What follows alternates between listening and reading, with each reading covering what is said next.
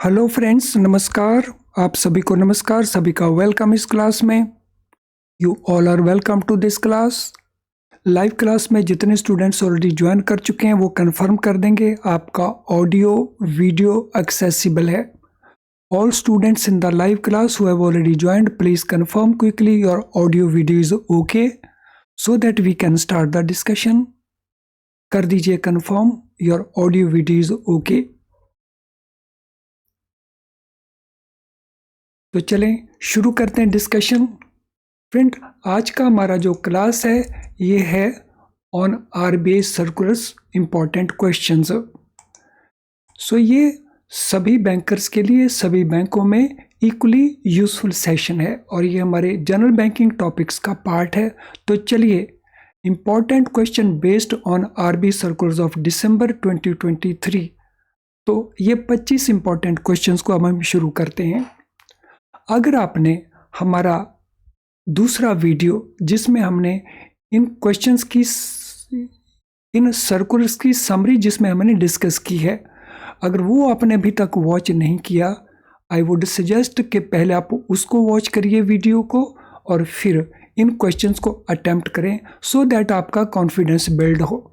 अगर आपने as it is इनको शुरू किया तो मे बी जो आपको बेनिफिट मिल सकता है इस सेशन से उतना बेनिफिट ना मिले जितना आपको समरी ऑफ आरबी सर्कुलर्स वाले वीडियो को वॉच करने के बाद मिलने वाला है। तो चलिए शुरू करते हैं क्वेश्चंस को। If an alternative investment fund scheme in which RE is already having investment makes a downstream investment in any such debtor company, the RE shall liquidate its investment in the scheme within how many days from date of such downstream investment by AIF। अगर कोई ऐसी AIF scheme है जिसमें regulated entity already एक investor है और वो AIF downstream investment करता है ऐसी डेटर कंपनी ने जिसको बैंक ने फिनांस किया है, तो आरई को अपने इन्वेस्टमेंट को लिक्विडेट करना होगा और लिक्विडेट करने का टाइम पीरियड कितना है। So this is the question before us. So ये टाइम पीरियड 15 डेज का है, 20 डेज का है, 30 डेज का है या 45 डेज का है। तो यस, ये आंसर मैं आपसे एक्सपेक्ट कर रहा हूं। So what will be the answer to this question. अगर आपने इस सर्कुलर को पढ़ा है तो बड़ी आसानी से आप ये आंसर दे सकते हैं और अगर समरी आपने नहीं देखी तो फिर आप गलत आंसर देंगे। तो क्वेश्चन नंबर 1 के लिए what shall be the answer. So question number 1 के लिए आंसर होगा 30 डेज का। सो 30 दिनों के अंदर इस इन्वेस्टमेंट को लिक्विडेट करना होगा। In case RE are not able to liquidate their investment within the prescribed time limit, 30 दिनों का prescribed time limit है। अगर RE regulated entity उसको liquidate नहीं कर पाती तो उस केस में they will have to make how much provision on such investment। उस इन्वेस्टमेंट के ऊपर उनको कितने % प्रोविजन करना होगा, 50%, 75%, 100% या 125%। So that is question number 2। Yes, देखिए क्या आंसर बनता है क्वेश्चन नंबर 2 को। My request to all of you कि सभी पार्टिसिपेट करें और उससे पहले अगर आप अपने हमारा प्रीवियस वीडियो वॉच नहीं किया जिसमें हमने समरी एक्सप्लेन किया आरबी सर्कुलर ऑफ दिसंबर 2023 की, तो पहले उसको जरूर वो वॉच कर लें और वो समरी हमारी website NS tour school of banking में कंप्लीट समरी अवेलेबल है उन सर्कुलर्स की PDF फॉर्मेट के अंदर। तो ये आंसर हमारा बनता है C, 100%। तो उनको 100% प्रोविजन करना होगा। तो अगर वो लिक्विडेट कर लेते हैं इट इज़ ओके, अगर वो लिक्विडेट नहीं कर पाते वो भी प्रेस्क्राइब टाइम लिमिट के अंदर, तो उनको 100% प्रोविजन उनके ऊपर करना होगा, जैसे हम लॉस अकाउंट में प्रोविजन करते हैं। Generation of card on file COF tokens for a card through the card issuer can be enabled through. So जो जनरेशन ऑफ COF टोकन्स है किसी भी कार्ड के लिए कार्ड इश्यूअर के थ्रू, तो उसको कैसे एनेबल किया जा सकता है, तो किसके थ्रू उसको एनेबल किया जा सकता है। यूज़ तो कार्ड इश्यूअर की फैसिलिटी को ही करना होगा, लेकिन वहाँ पे किस फैसिलिटी को यूज़ करके ऐसा किया जा सकता है।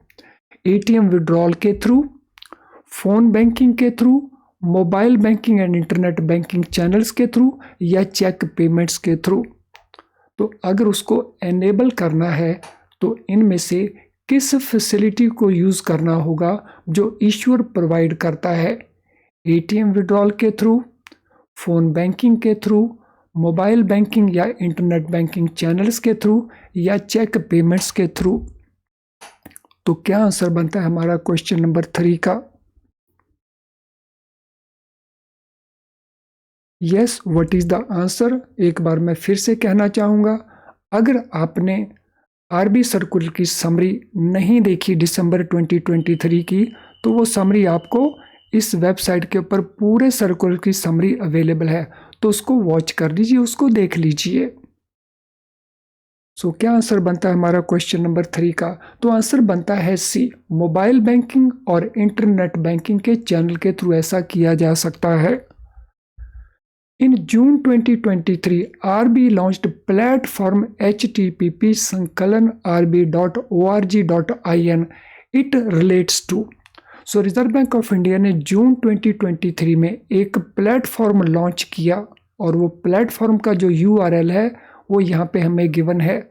तो हम यहाँ पे किससे रिलेटेड प्लेटफॉर्म की बात कर रहे हैं, ये हमारे ऑप्शन आंसर हैं। RBIS की, CIMS की, FDX की, या DBI की। तो ये जो प्लेटफॉर्म है ये इनमें से किसको रिलेट करता है। क्वेश्चन नंबर 4, तो क्या आंसर बनता है क्वेश्चन नंबर 4 का। सो ट्राई करें आंसर देने की। आरबी का ये इंपॉर्टेंट सर्कुलर है, तो हमने बताना है वो प्लेटफॉर्म इनमें से किसको रिलेट करता है। आरबीआई इंटीग्रेटेड सिस्टम, इसको वो रिलेट नहीं करता। फाइनेंशियल डेटा एक्सचेंज, इसको रिलेट नहीं करता। डिजिटल बैंकिंग इनिशिएटिव को रिलेट नहीं करता, वो रिलेट करता है CIMS को। तो option B is our answer. From December 26, 2023, a number of statements reports shall be submitted by banks on a new platform of RBI. It replaces existing platform called. So 26 December 2023 onwards बहुत सारी ऐसी statements हैं, ऐसी reports हैं जो submit करेंगे banks RBI के नए प्लेटफॉर्म के ऊपर। इस नए प्लेटफॉर्म ने इनमें से किसको रिप्लेस कर दिया है, एग्जिस्टिंग प्लेटफॉर्म को, फिननेट को, कोर बैंकिंग सिस्टम को, ई रिपोर्टिंग सिस्टम को, या XBRL को किसको रिप्लेस कर दिया है। So this is our question. So what has been replaced, replace कर दिया गया है XBRL को। XBRL को liberalized remittance scheme for resident individual, इसके लिए एडी बैंक्स को अपलोड करना होगा LRS का मंथली रिटर्न, और ये monthly return on or before which date, succeeding month के विच डेट तक इसको अपलोड करना होगा, और ये शुरू होगा स्टेटमेंट फ्रॉम दिसंबर 2023। तो हमने बताना है on or before which date of succeeding month it has to be uploaded by 1st of succeeding month, by 5th of succeeding month, by 10th of succeeding month, या 15th of succeeding month. So question number 6, what is the answer for question number 6। सारे के सारे नए questions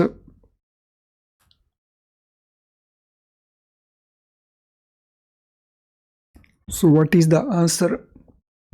So it has to be uploaded by 5th of succeeding month. So this mean अगर दिसंबर का वो statement है तो दिसंबर का स्टेटमेंट कब तक अपलोड हो जाना चाहिए? दिसंबर मंथ का स्टेटमेंट, तो it should be uploaded by 5th of January. Next question, trade credit for imports into India, इसको लेकर के स्टेटमेंट है submission of return on issuance of bank guarantee for trade credit. ये वो स्टेटमेंट है. The statement has been assigned return code on CIMS. इस statement का जो स्टेटमेंट कोड है, रिटर्न कोड है, वो कोड का नंबर क्या है? So code number is R123, R131, R145 या R152. ट्रेड क्रेडिट इंपोर्ट्स के लिए जो गारंटीज इशू होती हैं ट्रेड क्रेडिट के लिए, उनसे रिलेटेड जो स्टेटमेंट है उसका रिटर्न कोड नंबर क्या है CIMS प्लेटफॉर्म के ऊपर? क्वेश्चन नंबर 7, क्या आंसर बनता है क्वेश्चन नंबर 7 का? क्वेश्चन नंबर 7 का आंसर बनता है R131. तो ये उसका कोड नंबर है. तो option B is our answer. Question number 8, trade transaction receipt and payment of exports to और import from Nepal shall be made in. अगर ट्रेड ट्रांजैक्शन है, उनको रिसीव करना है, उनकी पेमेंट करनी है एक्सपोर्ट के कारण या इंपोर्ट के कारण, वो भी नेपाल से रिलेटेड, तो उनकी जो पेमेंट्स हैं, उनकी जो रिसीट्स हैं, वो US डॉलर्स में होंगी, यूरो में होंगी, इंडियन रुपीस में होंगी या नेपालीज रुपीस में होंगी. तो इनमें से किस करेंसी में ये receipts and payments on account of export and import possible हैं? तो रिजर्व बैंक ऑफ इंडिया का ये consolidated circular receipt and payment का जो मैनर है, ये क्वेश्चन वहां से पिकअप किया गया है. सो किस करेंसी में ये पॉसिबल है, चाहे रिसीट्स हो चाहे पेमेंट्स हो? तो it is possible through Indian rupees only. So Nepal हो या भूटान, उनके साथ जो ट्रेड ट्रांजैक्शंस हम करते हैं, उनकी रिसीट्स, उनकी payments, so they are possible, they have to be executed through Indian rupees only, not in any foreign currency and not even in Nepalese rupee. Trade transaction receipt and payment for exports and import to and from other countries. Nepal Bhutan को छोड़ दीजिए. नेपाल भूटान को छोड़ करके जो trade transaction है, उनका जो पैसा रिसीव करना है या पेमेंट करना है एक्सपोर्ट और इंपोर्ट के कारण, तो वो किस करेंसी में होगा? इंडियन रुपीस और in any foreign currency, any digital currency, crypto currencies या US dollars.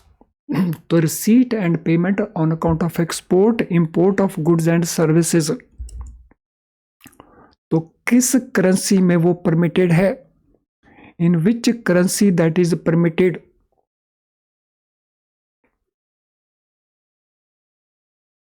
So question number 9, what will be the answer?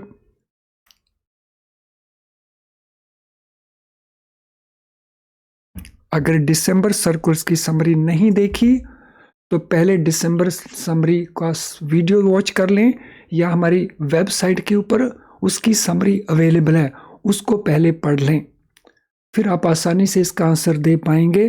तो यहाँ पे हमारा आंसर आ जाएगा A. So it could be in Indian currency also, it could be in any foreign currency also including US dollars. Dealing in government securities involving lending of eligible government securities by owners of those securities, जिनको हम lender कहेंगे, to a borrower on collateral of other government securities for a specified period is called.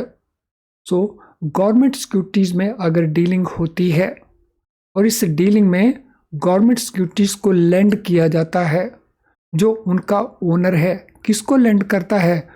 Government securities में बोरो करने वाला, जो दूसरी securities को collateral के तौर के ऊपर प्रोवाइड करता है, वो भी एक स्पेसिफाइड पीरियड के लिए. तो इस फैसिलिटी को हम क्या कहते हैं? What is name of this facility? Government bond trading transaction, government securities lending transaction, government securities repurchase transaction या ट्रेजरी सिक्योरिटीज ट्रांसफर ट्रांजैक्शन। तो इस ट्रांजैक्शन को क्या कहा जाएगा, इस फैसिलिटी को क्या कहा जाएगा? Question number 10। Reserve Bank of India ने ये एक नई स्कीम लॉन्च की है रिसेंटली। तो इस स्कीम के मुताबिक इनमें से उसका हेडिंग क्या होगा? हमने यहाँ पे एक्सप्लेनेशन दी है उस स्कीम की प्रोसेस की। तो what is the answer for this question? Question number 10। So question number 10 के लिए आंसर बनता है B. So it is government securities lending scheme, GSL स्कीम। तो option B is our answer. Under government securities lending transaction for lending and borrowing which central government security is not eligible? कौन सी central government security है? तो यहाँ पे security word साथ में होना चाहिए था। तो इस स्कीम में लेंडिंग एंड बोरिंग पर्पस के लिए, ये जो स्कीम लेंडिंग एंड बोरिंग की है, इसमें कौन सी गवर्नमेंट सिक्योरिटी एलिजिबल नहीं है वो हमने बताना है। स्टेट डेवलपमेंट लोन्स एलिजिबल नहीं है, ट्रेजरी बिल्स एलिजिबल नहीं है, गवर्नमेंट सेविंग बॉन्ड्स एलिजिबल नहीं है, सेंट्रल गवर्नमेंट बॉन्ड्स एलिजिबल नहीं है।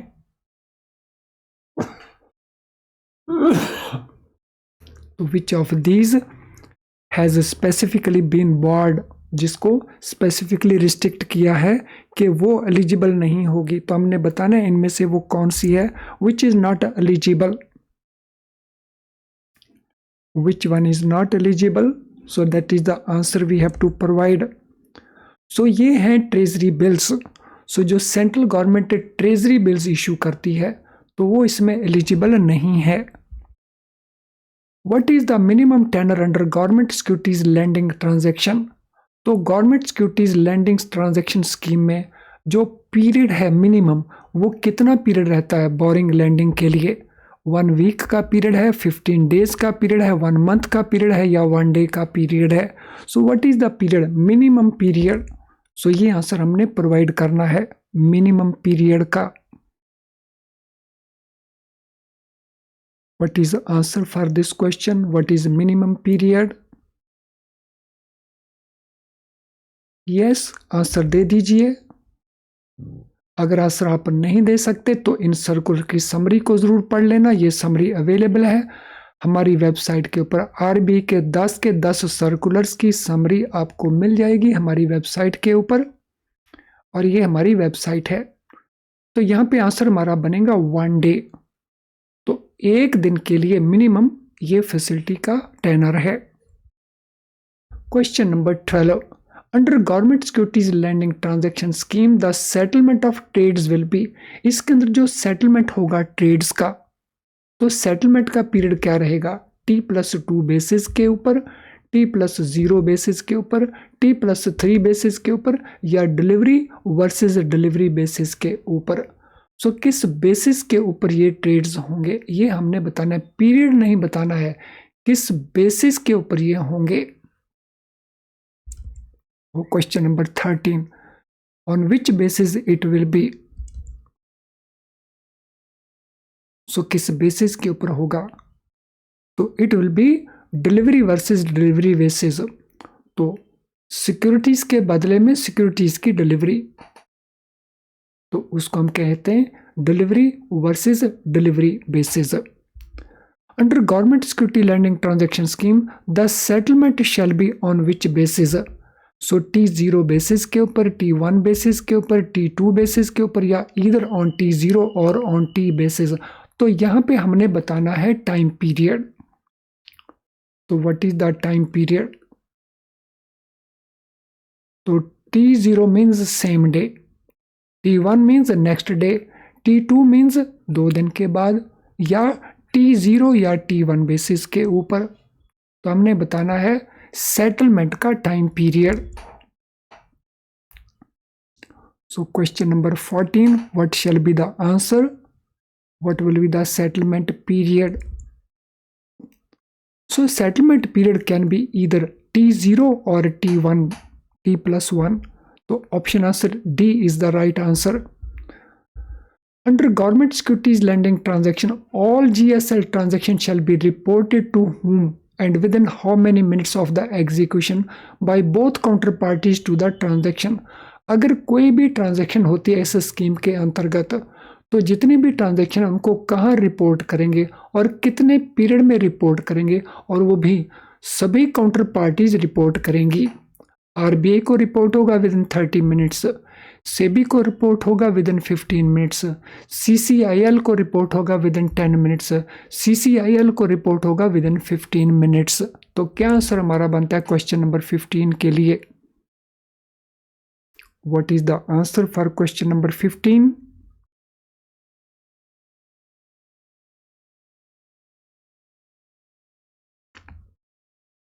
So what is the answer for question number 15?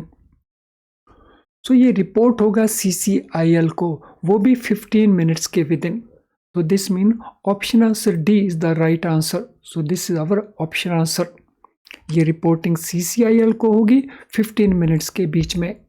Under RBI financial benchmark administrator directions 223 and FBA financial benchmark administrator administering a significant benchmark shall maintain a minimum net worth of how much at all the times. RBI की ये जो directions हैं, इन direction के मुताबिक जो financial benchmark administrator है, जो किसी भी सिग्निफिकेंट बेंचमार्क को एडमिनिस्टर कर रहा है, तो उसको minimum net worth all the times कितनी मेंटेन करनी होगी। So it is 10 crore, it is 5 crore, it is 8 crore, it is 3 crore. So कितनी नेटवर्थ उसको मेंटेन करनी होगी all the times. So what is amount of net worth which he has to maintain?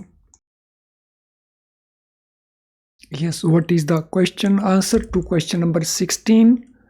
कौन सा answer बनता है? Minimum net worth कितनी maintain करनी होगी ऑल द टाइम्स, जो सिग्निफिकेंट बेंचमार्क को एडमिनिस्टर कर रहे हैं, तो उनको मेंटेन करनी होगी minimum 5 crore at all the times. तो answer here will be option B.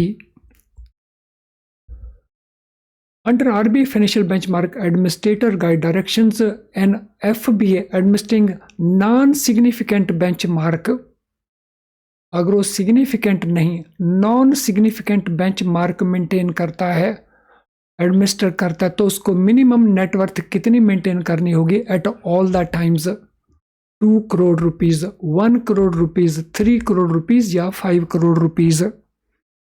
So how much net worth has to be maintained at all the times? Question number 17, क्या आंसर बनता है क्वेश्चन नंबर 17 का? 2 करोड़, 1 करोड़, 3 करोड़ या 5 crore? Yes, try to answer the question.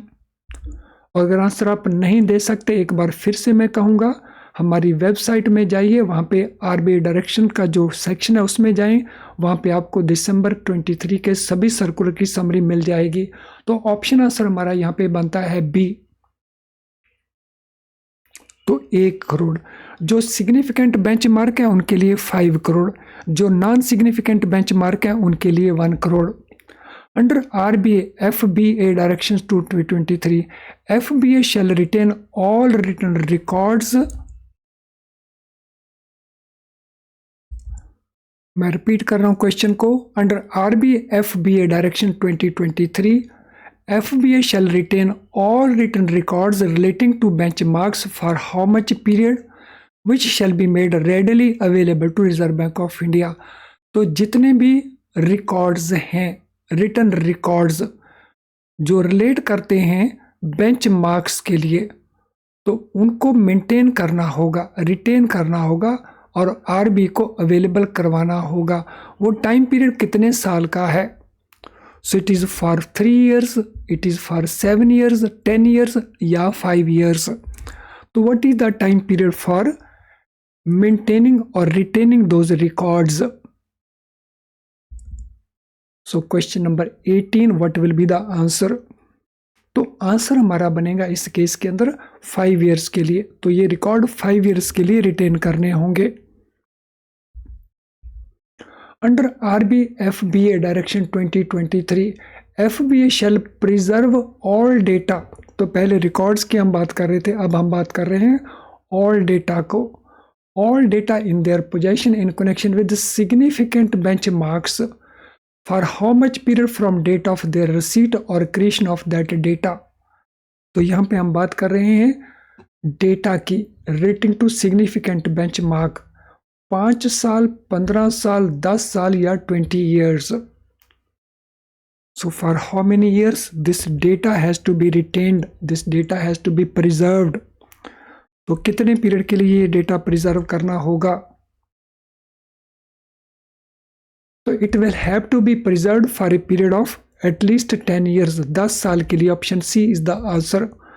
Under RBFBA directions 2023 FBA shall make public the significant benchmarks either on day of their release or with a lag not exceeding how many days from the release. अगर FBA किसी significant benchmark को release करते हैं तो या तो उसी दिन या मैक्सिमम कितने दिनों के अंदर तो उसको पब्लिक को अवेलेबल करवाना होगा। 30 days के विद इन, 60 days के विद इन, 15 days के विद इन या 45 days के within. So question number 20 what shall be the answer. क्या आंसर बनता है क्वेश्चन नंबर 20 का?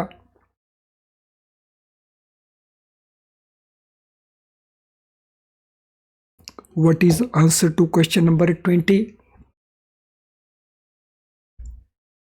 So it has to be made available within a period of 15 days, 15 दिनों के अंदर। Option C is our answer. As per RBI directions dated 28th December, all MSMEs are required to get registered and obtain Udyam registration certificate for priority sector lending purpose PSL, priority sector lending purposes. Banks shall be guided by the classification recorded in। तो ये बैंकों को direction है priority sector purpose के लिए जो MSMEs का classification है वो ये क्लासिफिकेशन कहाँ से लेंगे, किस डॉक्यूमेंट से लेंगे? पैन कार्ड से लेंगे, आधार कार्ड से लेंगे, पासपोर्ट से लेंगे या उद्यम रजिस्ट्रेशन सर्टिफिकेट से लेंगे। तो ये कहाँ से लेंगे? From where it will be obtained. तो it will be taken which is stated in Udyam registration certificate. जो कुछ भी उद्यम रजिस्ट्रेशन सर्टिफिकेट में मेंशन्ड होगा वेदर दैट इज माइक्रो और स्मॉल और मीडियम, तो उसको बैंक एक्सेप्ट कर लेंगे for the purpose of priority sector lending. Payment infrastructure development fund PIDF of Reserve Bank of India according to reserve revised guidelines is operational for 5 years।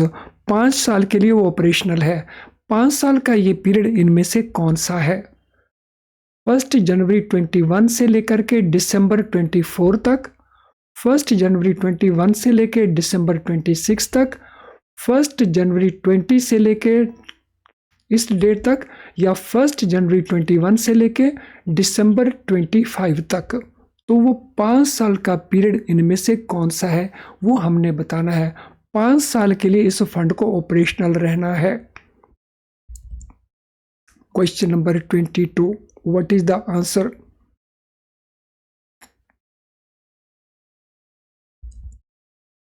सो 5 साल के वो operational रहेंगे from 1 January 21 to 30th दिसंबर 25। तो इस period के लिए वो operational रहेंगे। तो हम इसको 31 दिसंबर कह सकते हैं। तो they will remain operational for this period. तो ये 5 साल के पीरियड के लिए वो ऑपरेशनल रहेंगे। फ्रेंड इससे पहले कि हम अगले क्वेश्चन के ऊपर चलें, this is important information for you. Free live class जो आप लगातार वॉच करते हैं they are very very useful to improve your score. जैसा आपने अभी देखा हमने सारे नए क्वेश्चन को डिस्कस किया, लेकिन ध्यान रहे this class is not enough to pass your exam.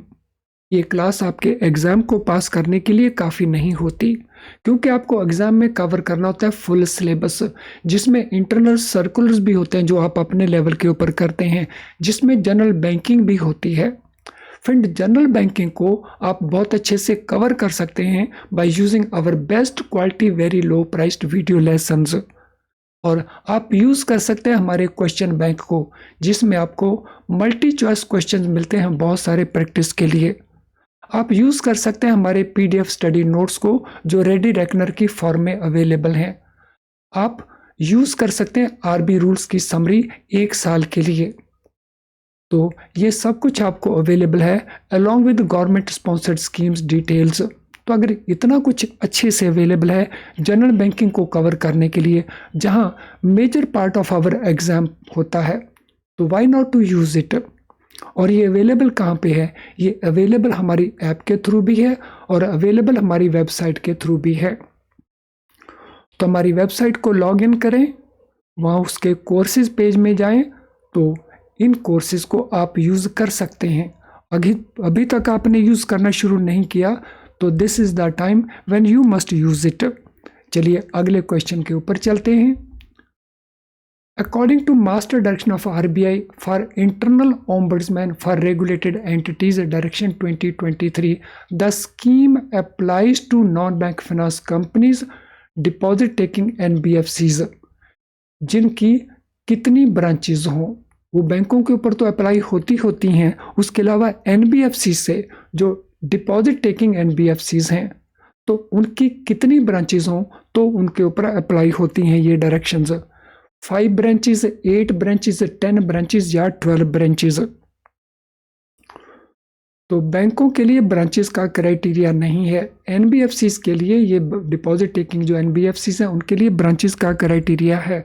तो नंबर ऑफ ब्रांचेस हमने बताना है कितनी वो ब्रांचेस हैं। तो number of branches are 10। Option C is our answer.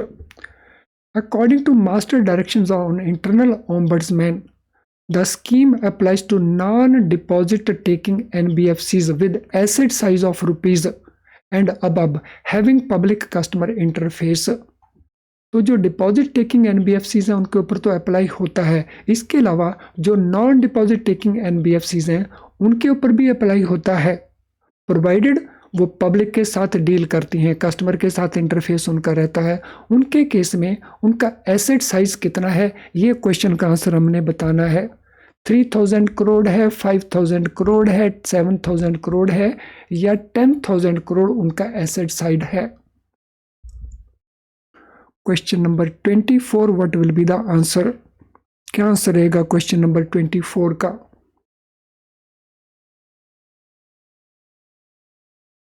सो 24 का आंसर हमारा रहेगा 5000 crore. Last question. According to Master Direction of Reserve Bank of India, Internal Ombudsman of Regulated Entities Direction 2023, Internal Ombudsman IO should have experience of minimum how many years?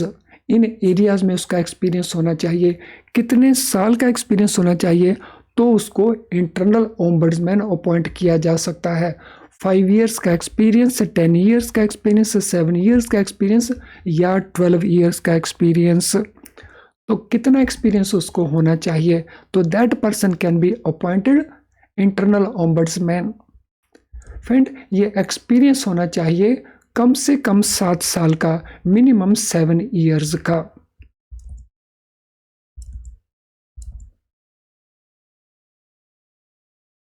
Friends, आज के session से related आपका कोई question हो तो इस video के comment box में आप अपने क्वेश्चन को टाइप कर सकते हैं।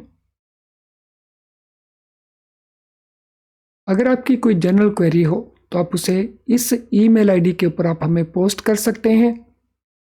आज का सेशन अगर आपको यूज़फुल लगा, आई एम श्योर बहुत यूज़फुल लगा होगा, तो इसको लाइक ज़रूर करें। अगर आपने more than half an hour इस सेशन को अटेंड करने में स्पेंड किया है तो कुछ सेकंड आपको लगेंगे लाइक करने में।